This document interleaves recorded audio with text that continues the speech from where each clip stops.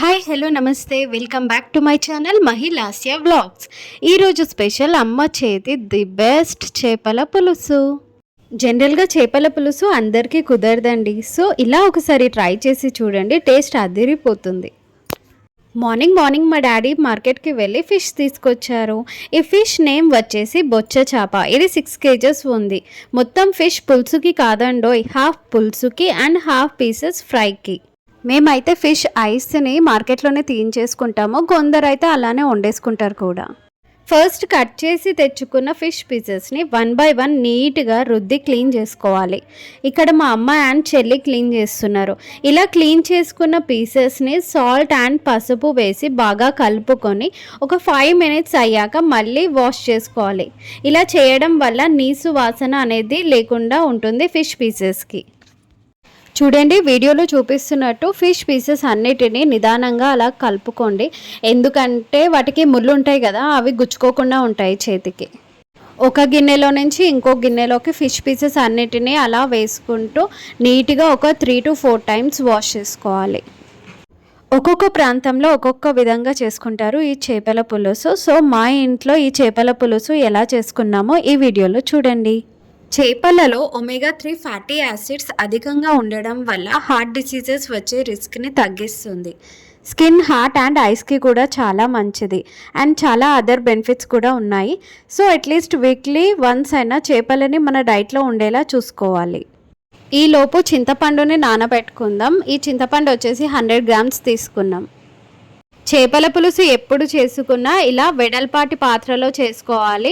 అలా అయితేనే ముక్క విరిగిపోకుండా ఉంటుంది. ఫస్ట్ మనం ఆ వెడల్పాటి పాత్రలో అన్ని ఫిష్ పీసెస్ని అరేంజ్ చేసుకోవాలి. దాని మీద పసుపు, కరివేపాకు, రాళ్ళుప్పు, కల్లుప్పు అని కూడా అంటారు, కారం, అల్లం ఎల్లిగడ్డ పేస్ట్ వేసుకోవాలి. ఇందులో కట్ చేసి పెట్టుకున్న ఆనియన్ పీసెస్, పచ్చిమిర్చి అండ్ ఆయిల్ వేసుకోవాలి. ఆయిల్ ఇప్పుడు వీడియోలో చూపిస్తున్న దాంతో ఒక 6 to 7 spoons వేసుకోవాలి. ఇవన్నీ వేసుకున్నాక మొత్తం అంతటా ఒకసారి కలిపి పెట్టుకోవాలి. ఇప్పుడు రసం తీసి పెట్టుకున్న చింతపండు పులుసుని అందులో పోసుకోవాలి. చింతపండు పులుసు పోసుకున్నాక మళ్ళీ ఒకసారి మొత్తం కలపాలి. ఇంకేముంది, స్టవ్ మీద తీసుకెళ్ళి పెట్టి కరివేపాకుతో గార్నిష్ చేసుకుందాం. అంతే, అయిపోయింది అనుకుంటున్నారా కూర? లేదండో, ఇప్పుడు మసాలా అనేది ప్రిపేర్ చేసుకుందాం. ఒక చిన్న కడాయిలో ఆనియన్ ఇంకా ఆయిల్ వేసుకొని మంచిగా వేగనీయాలి.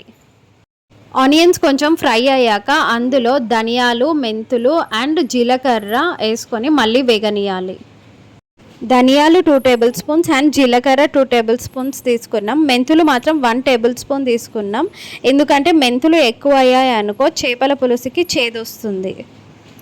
ఇప్పుడు మిక్సీ జార్లో చెక్క, లవంగం, ఇలాచీ అండ్ షాజీరా వేసుకొని అలాగే ఫ్రై చేసుకున్న ఆనియన్ పీసెస్ కూడా వేసుకొని మిక్సీ పట్టుకోవాలి. ఈలోపు మన పులుసు ఉడుకుతూ ఉంటుంది. ఉడుకుతున్న పులుసులోనే మనం ఆల్రెడీ ప్రిపేర్ చేసి పెట్టుకున్న మసాలా పేస్ట్ని వేసి ఇంకొంచెం సేపు ఉడకనివ్వాలి. అంతే అండి, ఆయిల్ పైకి వచ్చాక కొత్తిమీరతో గార్నిష్ చేసుకుంటే ది బెస్ట్ అమ్మ చేతి చేపల పులుసు రెడీ.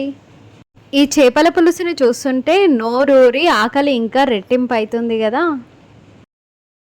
అండ్ మర్చిపోయా, ఇక్కడ ఫిష్ తలకాయ కోసం ఇంట్లో యుద్ధాలే జరుగుతాయి. సో మేమైతే చేపల పులుసు ఇలానే చేసుకుంటామండి. సో మీరు కూడా ట్రై చేసి చేపల పులుసు ఎలా కుదిరిందో కామెంట్ చేయండి. నా వీడియో కనుక నచ్చినట్లయితే like, share and subscribe to my channel.